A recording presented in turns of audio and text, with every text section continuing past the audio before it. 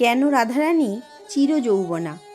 প্রেমের দেবীর এক অপূর্ব লীলা, এক এমন লীলা যা ভক্তের হৃদয় স্পর্শ না করে পারে না। এক সময়ের কথা, পরম জ্ঞানী ঋষি অষ্টাবক্র মহর্ষির সঙ্গে সাক্ষাৎ হয় শ্রীমতী রাধারানীর। সেই সময় রাধারানীর মুখে ছিল এক অপূর্ব মধুর হাসি। ঋষি অষ্টাবক্র ছিলেন শারীরিকভাবে বক্র ও কুরূপ।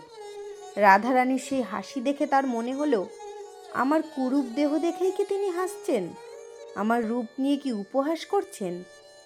এই ভেবে ঋষির হৃদয় দুঃখিত হয়ে উঠল। ঠিক সেই মুহূর্তে ভগবান শ্রীকৃষ্ণ এগিয়ে এসে শান্ত কণ্ঠে বললেন, ঋষিবর, আগে সত্যটা তো জেনে নিন। শ্রীজি কেন হাসছিলেন তা কি আপনি জানেন? ঋষি অষ্টাবক্র থামলেন। তারপর রাধারানীর দিকে তাকিয়ে প্রশ্ন করলেন, হে রাধে, বলো, তুমি কেন হাসছিলে?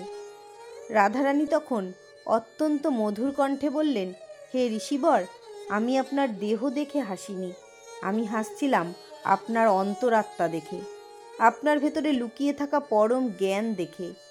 আপনার মধ্যে যে স্বয়ং পরমাত্মার প্রকাশ রয়েছে, সেই আনন্দেই আমার মুখে হাসি ফুটে উঠেছিল। এই কথা শুনে ঋষি অষ্টাবক্র গভীরভাবে আবেগাপ্লুত হয়ে পড়লেন। তার চোখে জল এসে গেল। তিনি বুঝলেন, রাধার দৃষ্টি দেহে নয়, আত্মায়, রূপে নয়, তত্ত্বে। পরম আনন্দে ঋষি অষ্টাবক্র রাধারানীকে বরদান দিলেন, হে শ্রী রাধারানী, তুমি চিরকাল যৌবনাবস্থা বজায় রাখবে। 16 বছরের কিশোরী রূপেই তুমি বিরাজ করবে। বার্ধক্য তোমাকে কখনো স্পর্শ করতে পারবে না। জগৎ তোমাকে চিরকাল কিশোরীজি নামেই জানবে।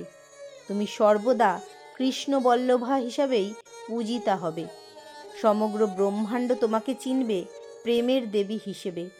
আর জগতে সর্বপ্রথম উচ্চারিত হবে রাধা নাম, তারপরে কৃষ্ণ।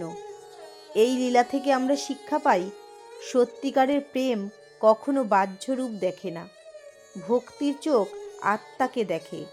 রাধারানী হলেন প্রেমের চরম প্রকাশ, যেখানে অহংকার নেই, বিচার নেই, শুধু উপলব্ধি। এই কারণেই কৃষ্ণের আগে রাধা, ভগবানের আগে ভক্তি, শক্তির আগে শক্তি। জয় শ্রী রাধে, জয় শ্রীকৃষ্ণ। এই লীলা যদি হৃদয় ছুঁয়ে যায়, কমেন্টে লিখুন রাধে রাধে।